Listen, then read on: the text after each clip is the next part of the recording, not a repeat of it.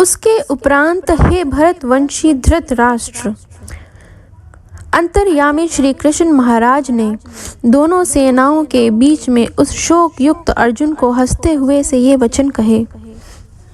हे अर्जुन, तू न शोक करने योग्यों के लिए शोक करता है और पंडितों के से वचनों को कहता है, परंतु पंडित जन जिनके प्राण चले गए हैं उनके लिए और जिनके प्राण नहीं गए हैं उनके लिए भी शोक नहीं करते हैं, क्योंकि आत्मा नित्य है, इसलिए शोक करना अयुक्त है। वास्तव में ना तो ऐसा ही है कि मैं किसी काल में नहीं था अथवा तू नहीं था अथवा ये राजा लोग नहीं थे, और ना ऐसा ही है कि इससे आगे हम सब नहीं रहेंगे, किंतु जैसे जीवात्मा की इस देह में कुमार, युवा और वृद्धावस्था होती है, वैसे ही अन्य शरीर की प्राप्ति होती है। उस विषय में धीर पुरुष नहीं मोहित होता है, अर्थात जैसे कुमार, युवा और जरावस्था रूप स्थूल शरीर का विकार अज्ञान से आत्मा में भासता है, वैसे ही एक शरीर से दूसरे शरीर को प्राप्त होना रूप सूक्ष्म शरीर का विकार भी अज्ञान से ही आत्मा में भासता है।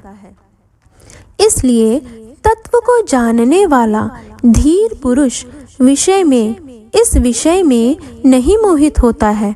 हे कुंती पुत्र, सर्दी, गर्मी और सुख दुख को देने वाले इंद्रिय और विषयों के संयोग तो क्षणभंगुर और अनित्य हैं, इसलिए हे भरतवंशी अर्जुन, उनको तू सहन कर, क्योंकि हे पुरुष श्रेष्ठ, दुख सुख को समान समझने वाले जिस धीर पुरुष को ये इंद्रियों के विषय व्याकुल नहीं कर सकते हैं, वह मोक्ष के लिए योग्य होता है। और हे अर्जुन, असत वस्तु का तो अस्तित्व नहीं है और सत का अभाव नहीं है। इस प्रकार इन दोनों का ही तत्वज्ञानी पुरुषों द्वारा देखा गया है।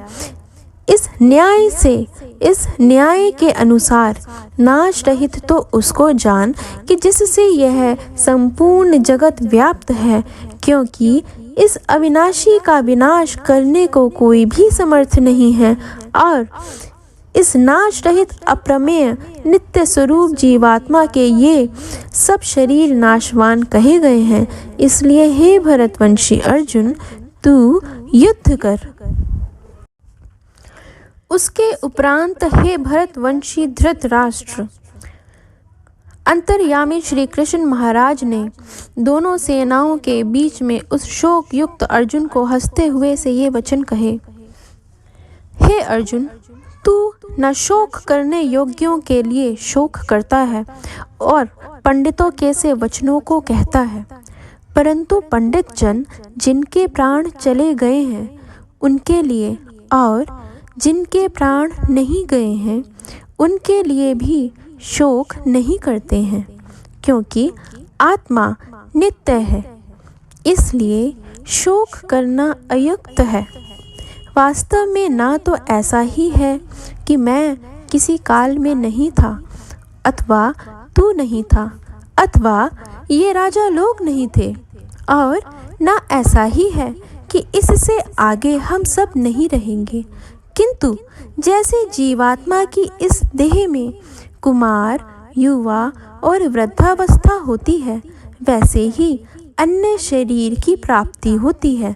उस विषय में धीर पुरुष नहीं मोहित होता है, अर्थात जैसे कुमार, युवा और जरावस्था रूप स्थूल शरीर का विकार अज्ञान से आत्मा में भासता है, वैसे ही एक शरीर से दूसरे शरीर को प्राप्त होना रूप सूक्ष्म शरीर का विकार भी अज्ञान से ही आत्मा में भासता है। इसलिए तत्व को जानने वाला धीर पुरुष इस विषय में नहीं मोहित होता है। हे कुंती पुत्र, सर्दी, गर्मी और सुख दुख को देने वाले इंद्रिय और विषयों के संयोग तो क्षणभंगुर और अनित्य हैं। इसलिए हे भरतवंशी अर्जुन, उनको तू सहन कर, क्योंकि हे पुरुष श्रेष्ठ, दुख सुख को समान समझने वाले जिस धीर पुरुष को ये इंद्रियों के विषय व्याकुल नहीं कर सकते हैं, वह मोक्ष के लिए योग्य होता है। और हे अर्जुन, असत वस्तु का तो अस्तित्व नहीं है और सत का अभाव नहीं है। इस प्रकार इन दोनों का ही तत्वज्ञानी पुरुषों द्वारा देखा गया है। इस न्याय के अनुसार नाश रहित तो उसको जान कि जिससे यह संपूर्ण जगत व्याप्त है, क्योंकि इस अविनाशी का विनाश करने को कोई भी समर्थ नहीं है। और इस नाश रहित अप्रमेय नित्य स्वरूप जीवात्मा के ये सब शरीर नाशवान कहे गए हैं। इसलिए हे भरतवंशी अर्जुन, तू युद्ध कर। जो इस आत्मा को मारने वाला समझता है तथा जो इसको मरा मानता है, वे दोनों ही नहीं जानते हैं, क्योंकि यह आत्मा ना तो मारता है और ना मारा जाता है। यह आत्मा किसी काल में भी ना जन्मता है और न मरता है, अथवा ना यह आत्मा होकर के फिर होने वाला है, क्योंकि यह अजन्मा, नित्य, शाश्वत और पुरातन है। शरीर के नाश होने पर भी यह नाश नहीं होता है।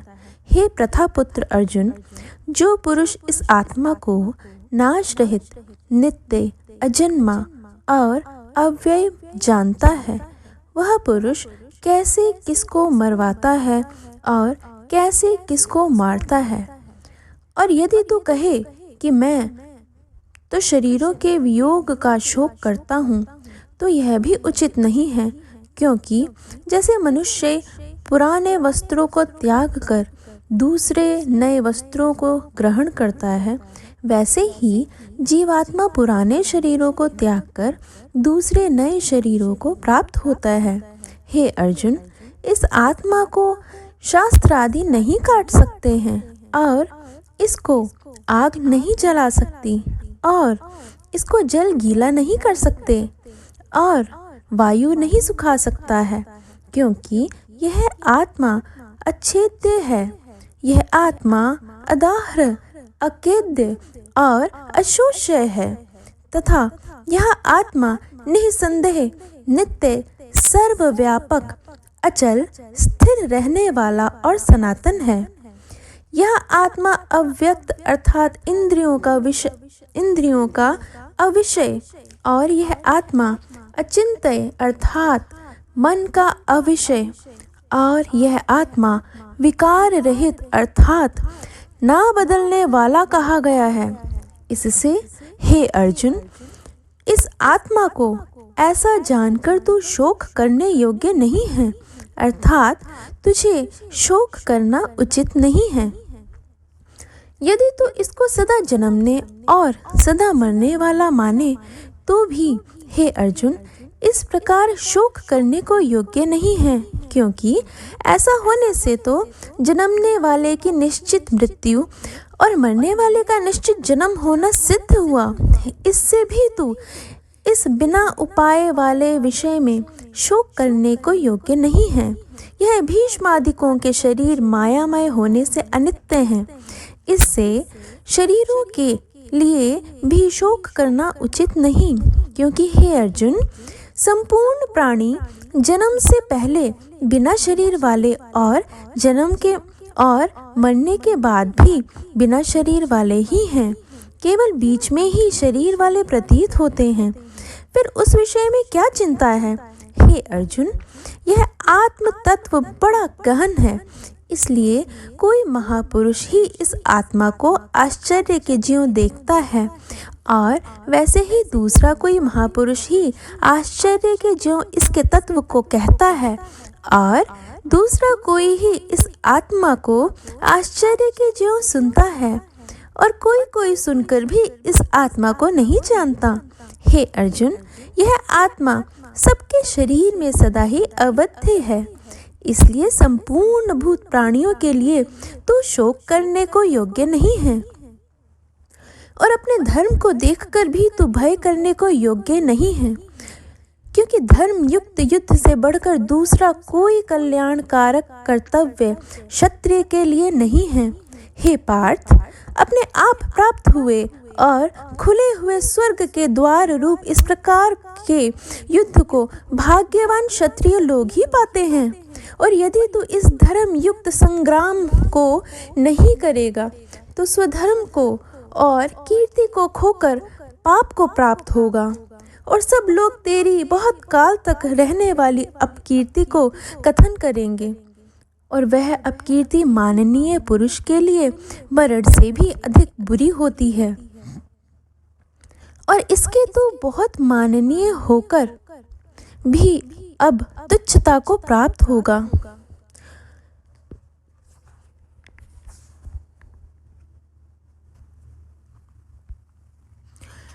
और जिनके तू बहुत माननीय होकर भी अब तुच्छता को प्राप्त होगा, वे महारथी लोग तुझे भय के कारण युद्ध से उपराम हुआ मानेंगे, और तेरे वैरी लोग तेरे सामर्थ्य की निंदा करते हुए बहुत से ना कहने योग्य वचनों को कहेंगे। फिर उससे अधिक दुख क्या होगा? इससे युद्ध करना तेरे लिए सब प्रकार से अच्छा है, क्योंकि या तो मरकर स्वर्ग को प्राप्त होगा अथवा जीत कर पृथ्वी को भोगेगा। इससे हे अर्जुन, युद्ध के लिए निश्चय वाला होकर खड़ा हो। यदि तुझे स्वर्ग तथा राज्य की इच्छा ना हो तो भी सुख दुख, लाभ हानि और जय पराजय को समान समझकर उसके उपरांत युद्ध के लिए तैयार हो। इस प्रकार युद्ध करने से तू पाप को प्राप्त नहीं होगा। हे पार्थ, यह बुद्धि तेरे लिए ज्ञान योग के विषय में कही गई, और इसी को अब निष्काम कर्म योग के विषय में सुन। जिस बुद्धि से युक्त हुआ तू कर्मों के बंधन को अच्छी तरह से नाश करेगा।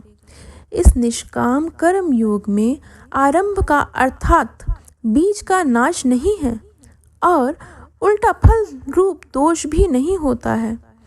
इसलिए इस निष्काम कर्म योग रूप धर्म का थोड़ा भी साधन जन्म मृत्यु रूप महान भय से उद्धार कर देता है। हे अर्जुन, इस कल्याण मार्ग में निश्चयात्मक बुद्धि एक ही है, और अज्ञानी पुरुषों की बुद्धियां बहुत भेदों वाली अनंत होती हैं। हे अर्जुन, जो सकामी पुरुष केवल फल श्रुति में प्रीति रखने वाले, स्वर्ग को ही परम श्रेष्ठ मानने वाले, इससे बढ़कर और कुछ नहीं है ऐसे कहने वाले हैं, वे अविवेकी जन जन्म रूप कर्म फल को देने वाली और भोग तथा ऐश्वर्य की प्राप्ति के लिए बहुत सी क्रियाओं के विस्तार वाली इस प्रकार की जिस दिखाऊं शोभा युक्त वाणी को कहते हैं, उस वाणी द्वारा हरे हुए चित्त वाले तथा भोग और ऐश्वर्य में आसक्ति वाले उन पुरुषों के अंतःकरण में निश्चयात्मक बुद्धि नहीं होती है। हे अर्जुन, सब वेद तीनों गुणों के कार्य रूप संसार को विषय करने वाले अर्थात प्रकाश करने वाले हैं। इसलिए तू असंसारी अर्थात निष्कामी और सुख दुख आदि द्वंद्वों से रहित नित्य वस्तु में स्थित तथा योग क्षेम को ना चाहने वाला और आत्मपरायण हो, क्योंकि मनुष्य का सब ओर से परिपूर्ण जलाशय के प्राप्त होने पर छोटे जलाशय में जितना प्रयोजन रहता है, अच्छी प्रकार ब्रह्म को जानने वाले ब्राह्मण का भी सब वेदों में उतना ही प्रयोजन रहता है। अर्थात जैसे बड़े जलाशयों के प्राप्त हो जाने पर जल के लिए छोटे जलाशयों की आवश्यकता नहीं रहती, वैसे ही ब्रह्मानंद की प्राप्ति होने पर आनंद के लिए वेदों की आवश्यकता नहीं रहती। इससे तेरा कर्म करने मात्र में ही अधिकार होवे, फल में कभी नहीं, और तू कर्मों के फल की वासना वाला भी मत हो तथा तेरी कर्म ना करने में भी प्रीति ना होवे। हे धनंजय, आसक्ति को त्याग कर तथा सिद्धि और असिद्धि में समान बुद्धि वाला होकर योग में स्थित हुआ कर्मों को कर, यह समत्व भाव ही योग नाम से कहा जाता है। इस समत्व रूप बुद्धि योग से सकाम कर्म अत्यंत तुच्छ है। इसलिए हे धनंजय, समत्व बुद्धि योग का आश्रय ग्रहण कर, क्योंकि फल की वासना वाले अत्यंत दीन हैं। समत्व बुद्धि युक्त पुरुष पुण्य पाप दोनों को इस लोक में ही त्याग देता है, अर्थात उनसे लिपायमान नहीं होता। इससे समत्व बुद्धि योग के लिए ही चेष्टा कर।